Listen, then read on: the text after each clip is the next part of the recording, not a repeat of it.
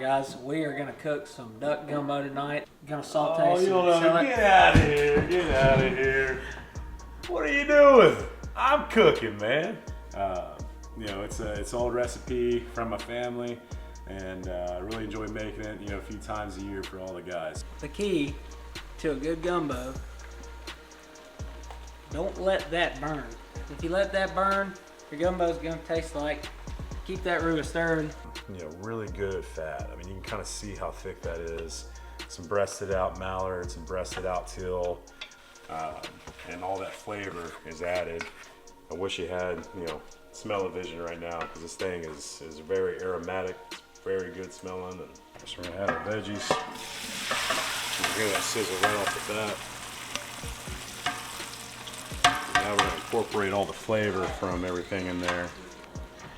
We'll stir that up for a while, and then we're gonna add our broth. That's gonna thin it out, and that's when we start incorporating our duck, some other seasonings and things like that. Plating time, right? So it's pretty easy. It's just you put rice down, and then you put the gumbo on top. There's really nothing to it.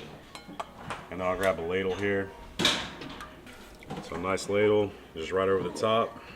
Then I'll come back with another one with a little more juice. And go all around the sides. We're gonna get to eating. I know everybody's hungry. I certainly am, and looking forward to enjoying this dish. Alright guys, we are gonna cook some duck gumbo tonight. I've got some frozen okra, I got some beef broth, some garlic, gonna saute some shallot. Get out of my way. Get out of my fucking way. Get out of my fucking way. Get out of here, get out of here. What are you doing? I'm cooking, man. I'm cooking. I got this. We're making some gumbo tonight, boys. Just kind of walk you through how we like to enjoy duck here at Duck Camp. It's an old recipe from my family, and I really enjoy making it. A few times a year for all the guys. So I'll kind of walk you through without giving away too much, if you will. So I can tell you, just a little bit about the foundation of gumbo. A lot of folks in Louisiana are very opinionated about gumbo. I've got some family down there in Metairie, never really learned from them. This is more from my dad's side of the family with him, and where he got it from, but might do things just a little bit different from like what they like, but that's what I like. And if you like what you're cooking, usually it's going to taste pretty dang good. But as far as the foundation goes, you're looking at a roux, you're looking at a stock, you're looking at your protein, either chicken and sausage or seafood, or in this instance, duck and sausage.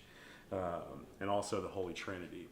And the Holy Trinity is kind of an inspiration from a mirepoix, but you're looking at celery, bell pepper, and onion.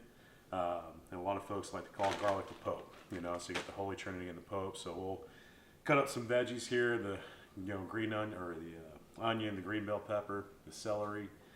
Dice it up, throw it in the skillet for a little while. We'll also half moon some andouille sausage, and then we'll cook all those vegetables in that grease. Let it cook down, let it caramelize a little bit, and then we'll add that to our roux after that gets to the right point that we want it at.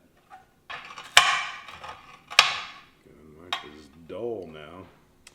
Seeing at home, I got nice, but here at camp, you just gotta work with what you got.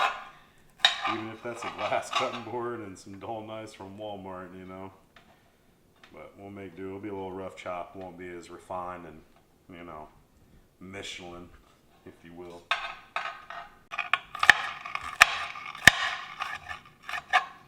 I can hear the safety people. Man, watch your fingers. That's not how you cut. Oh, I'm not in a restaurant. If anybody complains about how their vegetables are cut in the gumbo, might as well just go home.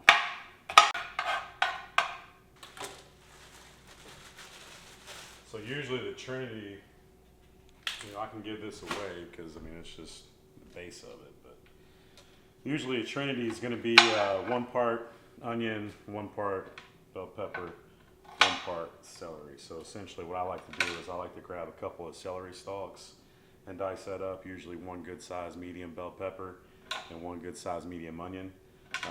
And you kind of go from there. I'd like to break down everything down, make it easier to dice up, and also help speed up the caramelizing process, which really you know, when you go hunt and you got, you know, chores and stuff like that to do in the afternoon to make sure the next day is successful, you don't have like the hours that this would normally take, you know, if you kind of got the time. So this recipe I'm doing tonight, it's a little expedited. There's a couple of shortcuts in there, but you know, you're still going to get a lot of flavor, and it's going to have all the right undertones and everything that you want in that. So I'll kind of show you what we're working with as far as our duck goes here. So, you know, again, you know, duck camp, short on time, you know, kind of been out hunting all day, and, you know, you kind of get some work done in the afternoon, like today. Guys are moving some hose here and there for pumps, getting water on some places that we need it. So, you know, this is a really good way to kind of speed up some of the process. Now, typically what I'm going to do is I'm going to take this big stock tank back here, and I'm actually going to make my own stock with fully plucked up, fat on, bones and everything. Now, what I find is that if you're short on time, you can use these instant pots, these pressure cookers, and you get the same effect. You know, you're not going to get that quite the same flavor that you quite would with spending some time on it and letting it slow go for a while. But we've got some teal, we've got some mallard in here. You know, really good fat content on here.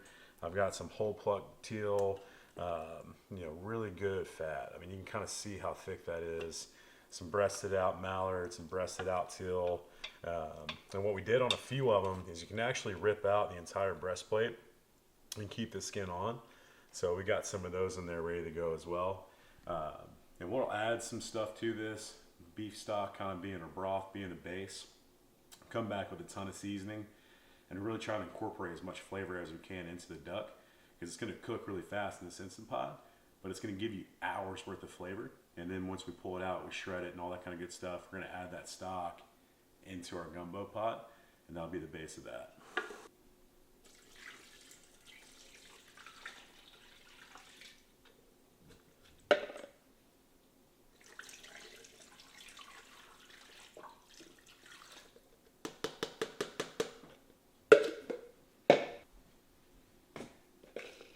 This is a big part, like incorporating a lot of spice into this is a big deal, you know, as far as getting good flavor out of it.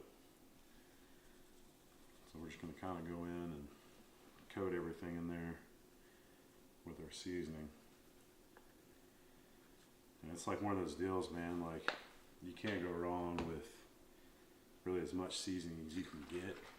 I find that if you start getting scared of the seasoning, it just ends up being bland, especially with this amount of meat in there.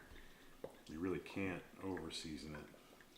You can on the salt, and you gotta be really careful on the salt content, because that will definitely ruin a dish. And we've had that happen before. A little confusion, but it's all right. It worked out.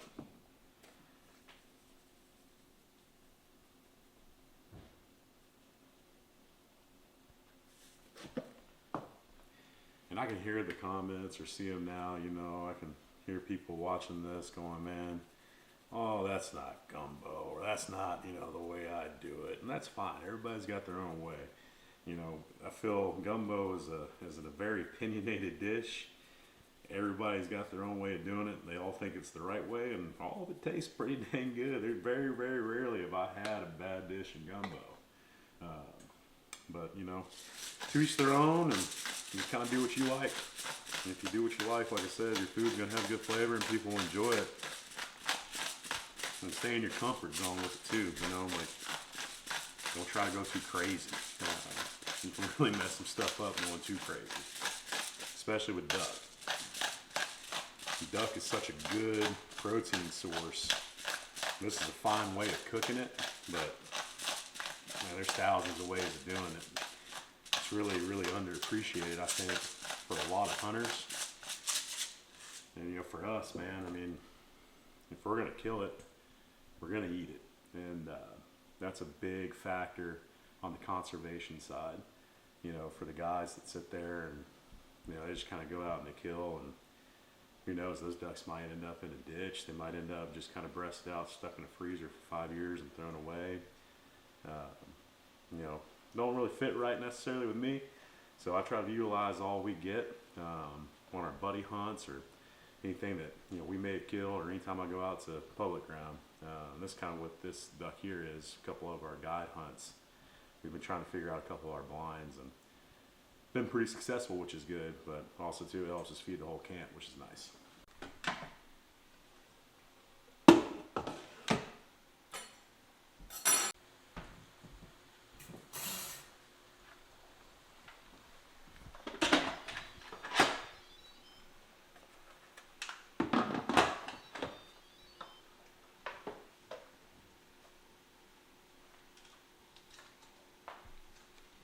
So whenever you're doing this on your Instant Pot, it's just a manual setting.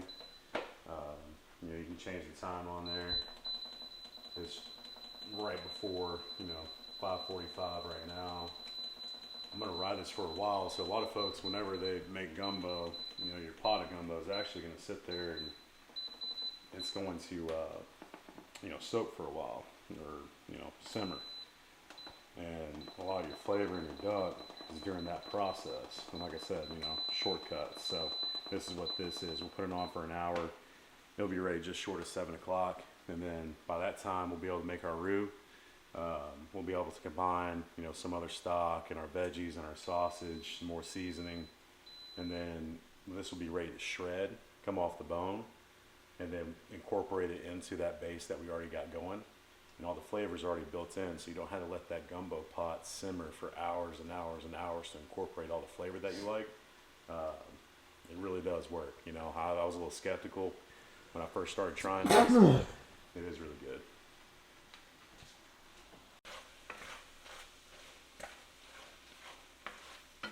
Alright, so we got our andouille, as I was corrected the other day by a good person from Louisiana I was hunting with. But we use a couple of links in there. I really like getting a lot of that flavor in there. Plus, I just love the sausage in general, this variety. So, basically we'll kind of stir all this in. You can see where a lot of our veggies are sweated out, they're cooked down, and all that flavor is added. I wish you had, smell-o-vision right now, because this thing is very aromatic. It's very good smelling, and it's making me hungry. Now I'm kind of getting impatient.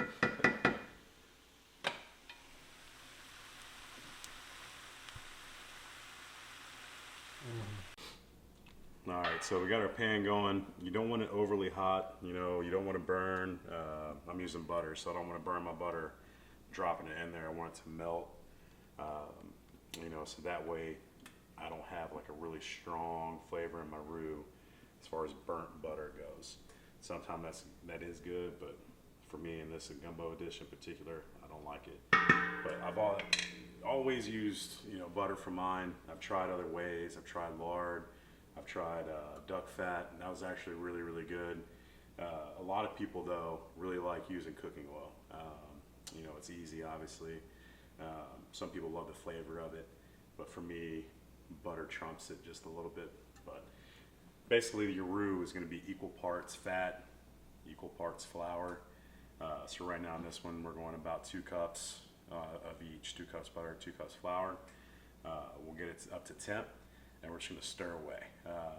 This is a labor of love when it comes to gumbo, making the right roux. You go too fast, you burn it, and it almost smells like burning popcorn in a way. That's not good. It'll kind of make the dish bitter, has some unpleasant flavor. But we'll kind of go through some grades of roux color. You start off kind of creamy in a way, and then it'll start to darken up. And what we're looking for is really just a step at like Hershey's chocolate bars, that kind of brown. So we'll hit kind of like a peanut butter shade, and it'll get a little bit darker, and that's where we really want it. And that's when we'll incorporate all of our vegetables and our stock and everything else into this. All right, so we got our butter melted down, and right now we're gonna go in with our flour and just get that nice and whisked up. Basically, again, you want to take it kind of low and slow. You really don't go overly heavy on the heat, because it'll burn up and you'll have to restart.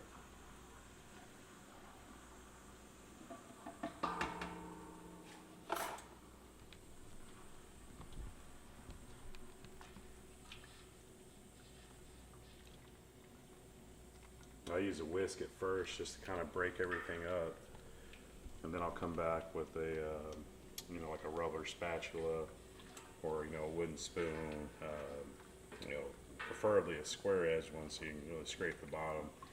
A lot of times if you don't hit the bottom and everything sits there, it'll start, you know, browning up too quick on you, and that's where those parts can burn. But color wise, you know, you kind of look at it right now, it's very light, almost like an over creamed coffee, if you will. And what we're going to again look for is more of like a Hershey bar type of chocolate color. And so we'll kind of go through those stages, and I'll try to, you know, update you as we go, just so you can see the color differences. For me, looking at it the whole time and stirring, it's hard to tell it even changes color until you realize, like, oh man, yeah, it's where we want it. But hopefully it'll go by a lot quicker for you guys.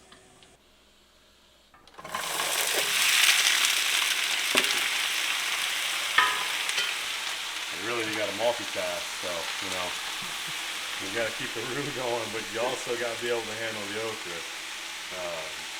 Which, you know, I just kind of motion, I kind of go in circles one way with the roux. I just kind of push back and forth with this deal and hope for the best. So, you know, talking about that gooey kind of texture that it gets, yeah, that's what that is. You can kind of see it sticking to the spatula and on each other.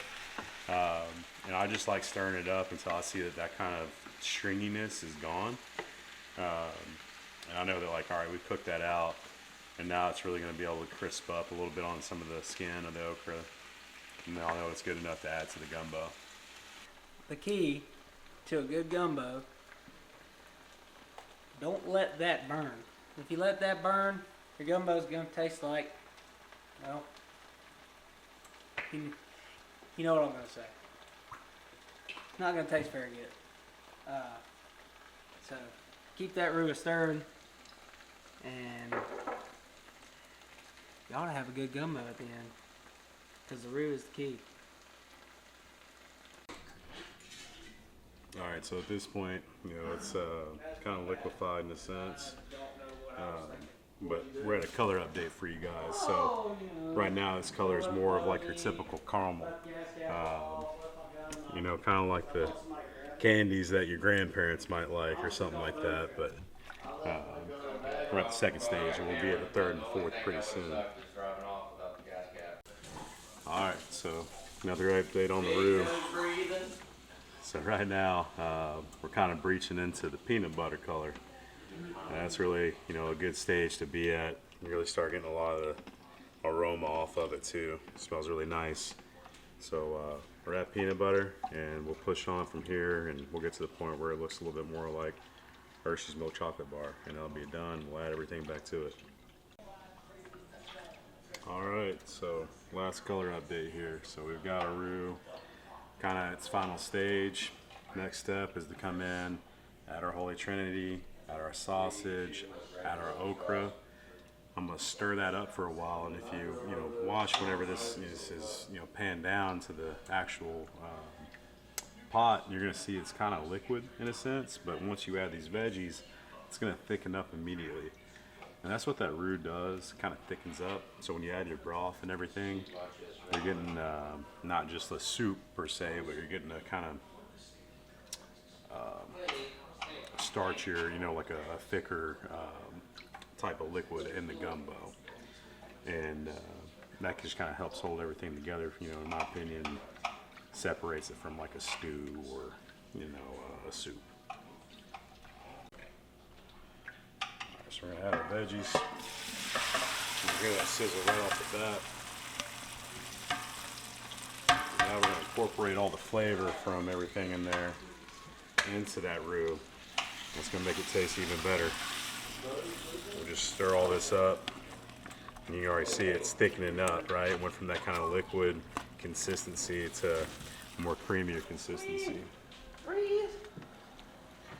We'll stir that up for a while, and then we're gonna add our broth. That's gonna thin it out, and that's when we start incorporating our duck, some of the seasonings and things like that. All right, so our Instant Pot's done. If you recall, we put our duck in there, a little bit of broth, a lot of seasoning. It's been going a little over an hour. So we're gonna release the pressure now. We're gonna pull the duck out, shred it up, debone it, and then put that into our gumbo.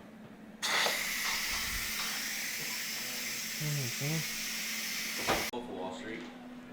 Alright, so this is our duck after throwing it in the Instant Pot. You get, you know, a lot of seasoning there. I can already tell it's gonna be pretty tender, so we're gonna pull all of it out, put it in a big bowl, shred it, mix it all up, and go ahead and add it in.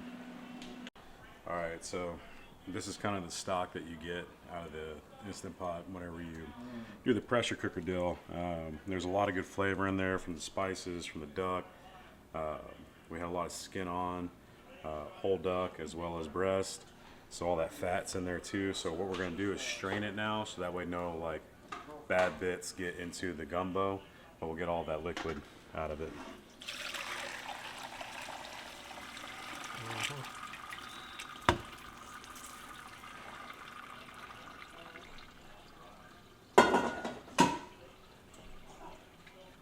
Oh, you're good, fish.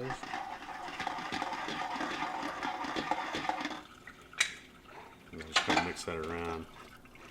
So like all that we didn't really want in there. It's a bunch of bone and bay leaf and stuff like that.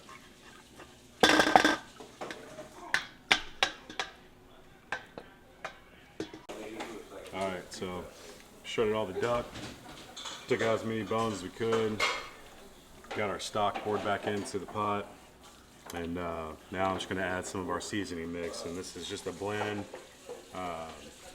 You know, you can get as much seasoning in there as you want. One of these things, man, more flavor the better on this deal.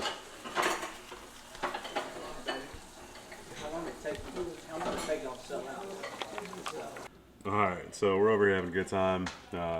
Gumbo's right there, it's ready. So, you know, that's kind of what we're looking at. Bunch of duck, see the vegetables in there, some of that andouille. Really good consistency, good color. The flavor and smell coming out here is really good. So we're just waiting on rice to settle down, and then we'll show you guys how to plate this thing. Alright, so plating time, right? So it's pretty easy. It's just you put rice down and then you put the gumbo on top. There's really nothing to it. But yeah, what I like to do, I like to get a good scoop of rice, maybe a little bit more. And for me, I like to just kind of mound it up there in the center of the plate.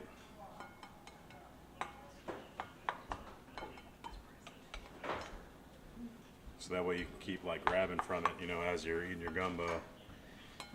And then I'll grab a ladle here, grab from the bottom, get some of the flavor kind of profile in there that you want, all from the bottom. So a nice ladle, just right over the top. Then I'll come back with another one with a little more juice and go all around the sides. And you can make it look really Michelin and 5-star if you really wanted to, but man, it's ugly delicious to me, you know. You just kind of do that. If you got green onion, go ahead and sprinkle some of that on there. Maybe a little bit of a flaky salt situation, a little hot sauce, and you'll be money. But we're gonna get to eating. I know everybody's hungry. I certainly am, and looking forward to enjoying this dish.